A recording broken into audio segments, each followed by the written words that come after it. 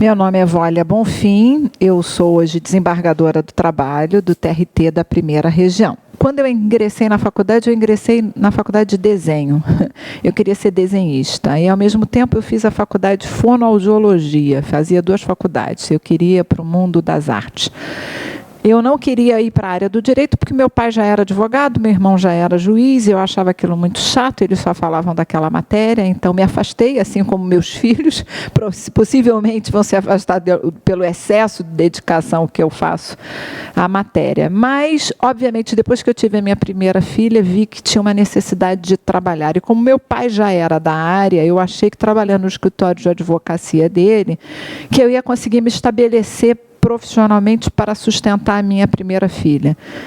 E como isso não foi fácil, porque também os escritórios de advocacia você ou ganha muito ou ganha pouco, dependendo da demanda, eu entendi que a melhor forma de sustentar ou manter o sustento de uma família seria um concurso público, daí porque tentei seguir a trilha do meu irmão, então, na época, juiz do trabalho, hoje já falecido, mas também foi desembargador e etc.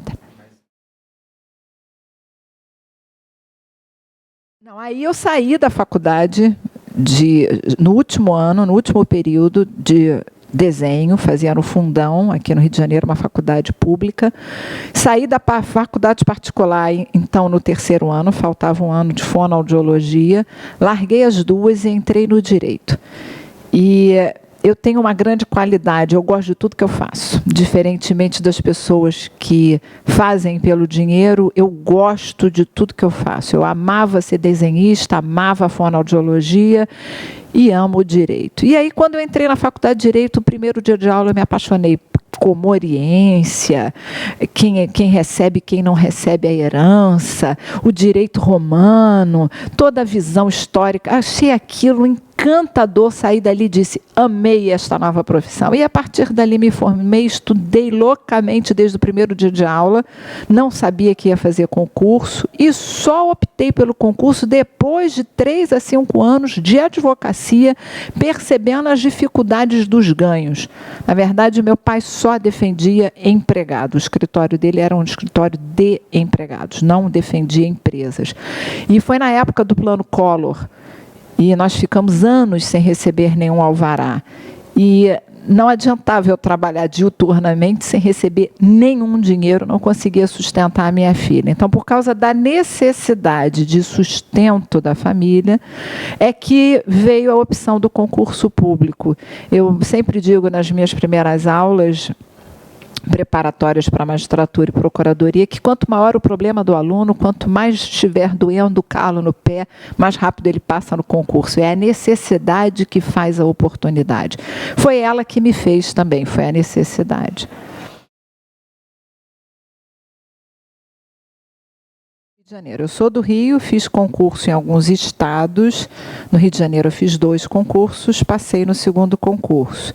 Nunca tentei outro, além de juiz do trabalho e procurador do trabalho. Nunca tive interesse nas outras carreiras. Já quis fazer o concurso direto para as carreiras que a gente chama top. E passei nos 2, mas optei pela magistratura do trabalho no Rio de Janeiro.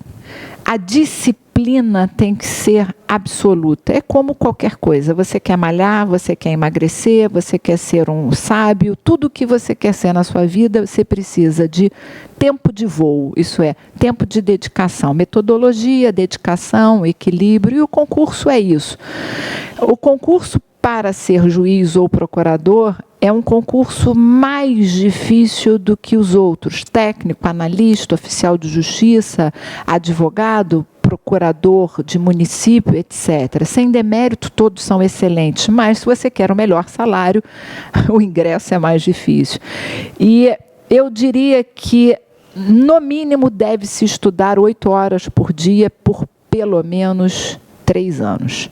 8 horas por dia, todos os dias, sem tirar finais de semana ou feriados, por pelo menos 3 anos. Essa é a média. Quem estuda 8 horas por dia, todos os dias, por pelo menos 3 anos, depois de formado, tem uma possibilidade maior que os outros de ser aprovado. Quanto menos horas se estuda, menor a probabilidade. Não tem nenhum segredo, não precisa ser um gênio, não precisa ser a pessoa mais douta, não precisa fazer mestrado ou doutorado, ter lido os maiores filósofos, ser cabeça bacana ou ser doidão, não precisa nada, é dedicação.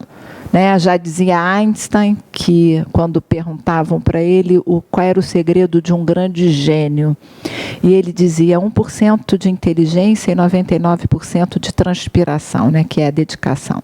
E é verdade, para você ser um juiz, um procurador, ou qualquer coisa na carreira, na vida, você só precisa se dedicar. A dedicação é a válvula motriz, é o que impulsiona o sucesso no concurso. Se não tiver equilíbrio, se reprova. Então, 1% de equilíbrio, 1% de inteligência e 98% de dedicação. Essa seria a fórmula para aprovação no concurso. Enquanto você é candidato, você é nada.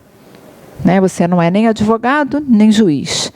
Você mal trabalha, você só estuda. Enquanto você não é aprovado, todo mundo diz, coitadinho, você estuda e só fica reprovado. Fulano passou, ciclano passou e fulano não passa. Então ele não vai a festas, ele não vai aos aniversários, ele deixa de fazer as compras da casa, ele deixa de se dedicar ao namorado, ao marido, ao filho. Ele suspende todos os grandes problemas da vida para resolver um. E é na medida que ele resolve um, é que a sua vida muda.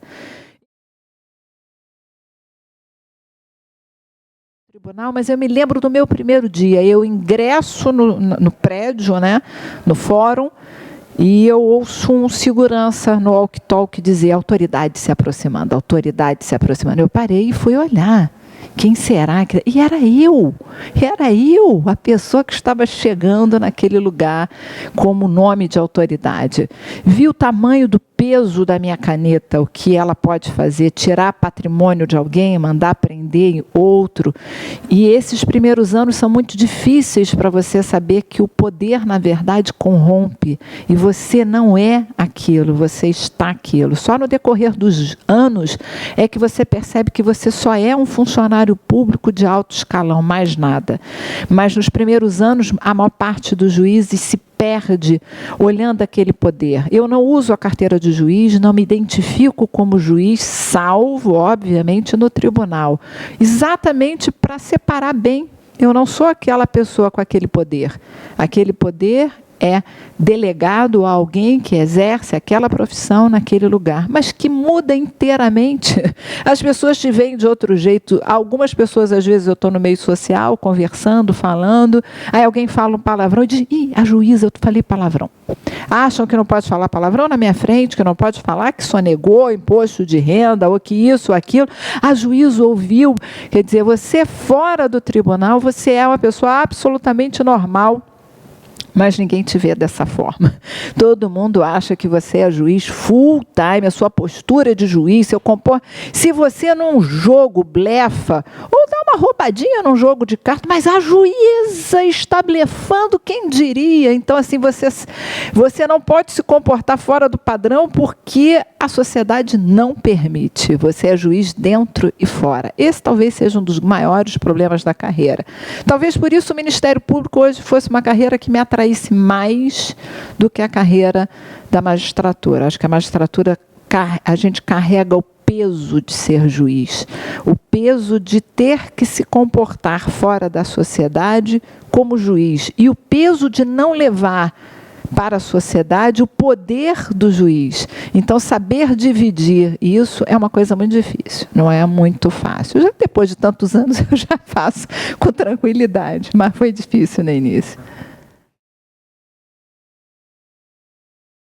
Profissionalmente, eu poderia dizer que o meu maior orgulho é o meu livro, isso é a minha obra, e as pessoas que eu formo através das aulas. Transformar alguém que não sabe nada, ou muito pouco, e ouvir ou receber um e-mail desse aluno, ou ouvir quando a aula é presencial. Puxa, professor, eu nunca imaginei, a senhora explica com tanta facilidade, é tão bom ouvir isso, como eu aprendi. Isso é transformar pessoas. Na justiça, na verdade, a gente não sabe exatamente o que está julgando. A gente não sabe qual dos lados está mentindo. Por mais que a gente tenha provas produzidas, você não sabe qual é a prova verdadeira ou qual foram aquelas que deixaram de ser trazidas. Você julga uma verdade formal. Muitas vezes eu devo ter praticado inúmeras injustiças e outras talvez justiças. Então, eu diria que o Ministério Público hoje faz um diferencial na sociedade maior que o juiz.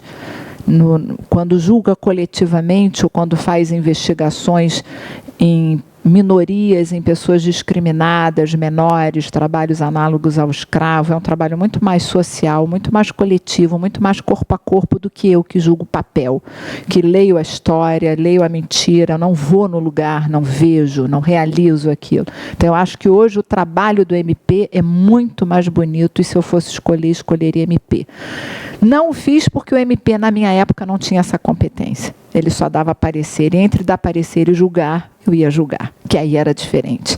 Faz diferença. Hoje não, o MP tem um trabalho investigativo, tem as ações civis públicas, um trabalho com a coletividade. É maravilhoso hoje. Então, hoje, como os salários são iguais, as prerrogativas também, eu não tenho dúvida que eu iria para o lado do Ministério Público do Trabalho.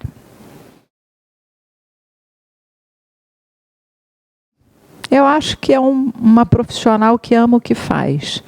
Eu realmente gosto do que eu faço. Não faço pelo dinheiro, o dinheiro é uma consequência. Não faço pelo reconhecimento, que é uma consequência. Faço porque realmente gosto do meu trabalho, me realizo.